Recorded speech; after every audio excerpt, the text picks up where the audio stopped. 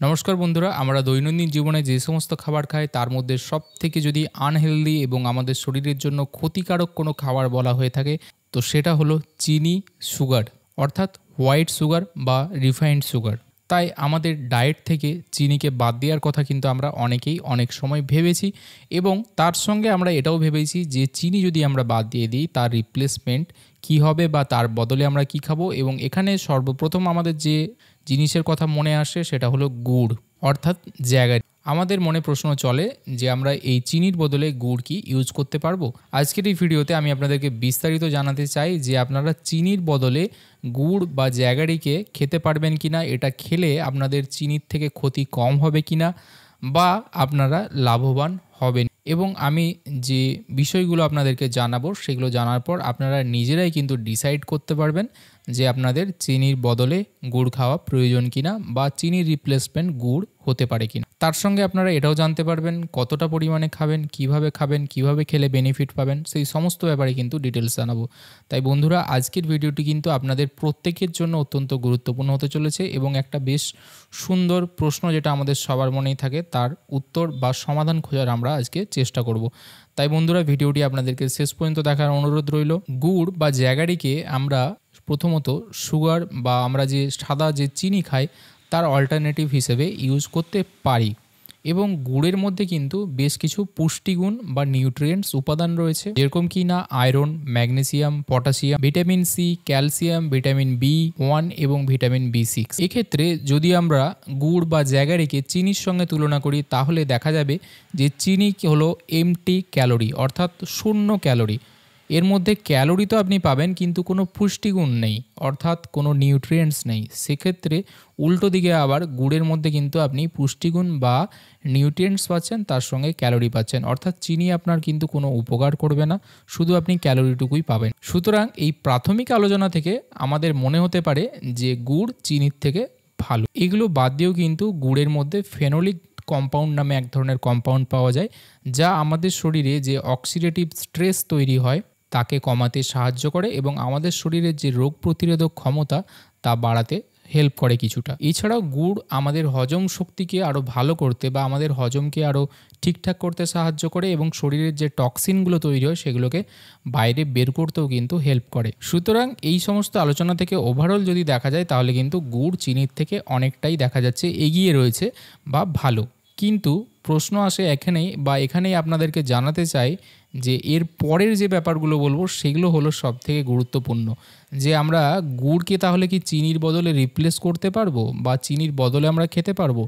এগুলো জানার জন্য কিন্তু আমাদেরকে গুড় এবং চিনির কী কী পার্থক্য রয়েছে এবং কী কী সিমিলারিটি বা কী কী এদের মধ্যে সাদৃশ্য রয়েছে সেগুলো কিন্তু জানতে হবে। প্রথমত যদি আমরা দেখি যে পার্থক্য পুষ্টিগত দিনের দিক থেকে দেখলে হচ্ছে গুড় কিনা অনেক এগিয়ে রয়েছে। এর মধ্যে আয়রন, পটাশিয়াম, ক্যালসিয়াম, ভিটামিন বিভিন্ন রকমের কিছু পাওয়া যাচ্ছে নিউট্রিয়েন্টস, কিন্তু সেক্ষেত্রে চিনির মধ্যে কিছুই পাচ্ছেন না। কিন্তু গুড়ের মধ্যে যে পুষ্টিগুণগুলো বা নিউট্রিয়েন্টসগুলোর কথা বলছি সেগুলো কিন্তু একদম অল্প মাত্রায় রয়েছে বা নগণ্য রয়েছে বা বলতে পারা যায় সচরাচর পাবো না, বা পেতে গেলে অনেকটা বেশি পরিমাণে আমাদেরকে গুড় খেতে হবে। অর্থাৎ কি, ধরুন আপনার কোনো খাবার খাচ্ছেন, ধরুন আপনি চা খাচ্ছেন, চায়ের সঙ্গে আপনার 1 চামচ অথবা 2 চামচ চিনি লাগছে, কিন্তু সেই চাকে আপনি রিপ্লেস করলেন 1 চামচ বা 2 চামচ গুড় দিয়ে। কিন্তু সেই যে আপনি 1 চামচ বা 2 চামচ যে গুড় নিলেন তার মধ্যে আপনি যে ভাবছেন যে পুষ্টিগুণগুলো পাবো সেটা কিন্তু এই 1 বা 2 চামচ গুড়ের মধ্যে প্রায় নেই বললেই চলে।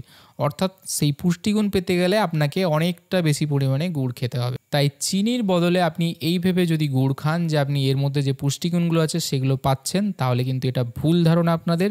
সেই পরিমাণে পুষ্টিগুণ কিন্তু আপনাদের শরীরের মধ্যে নিউট্রিয়েন্টসগুলো যাচ্ছে না বা সেটা পর্যাপ্ত পরিমাণে নয়, বা পর্যাপ্ত পরিমাণে যেতে গেলে আপনাকে অনেক বেশি পরিমাণে গুড় খেতে হবে। দ্বিতীয়ত, গুড় এবং চিনির যখন ক্যালোরির আমরা ক্যালকুলেশন করব তখন দেখব যে মোটামুটি প্রায় সমপরিমাণ এদের মধ্যে ক্যালোরি থাকে, অর্থাৎ 19-20 অর্থাৎ প্রায় সমানই ক্যালোরি আমরা দুটোর থেকেই পাবো। 1 চামচ চিনির মধ্যেও যা ক্যালোরি পাবেন 1 চামচ গুড়ের মধ্যেও আপনি সেই সেম ক্যালোরি পাবেন। তাই আপনি যদি ক্যালোরির দিক থেকে চিনির বদলে গুড় ব্যবহার করতে চান তাহলে সেক্ষেত্রে কিন্তু আপনার কোনো পার্থক্যই হবে না।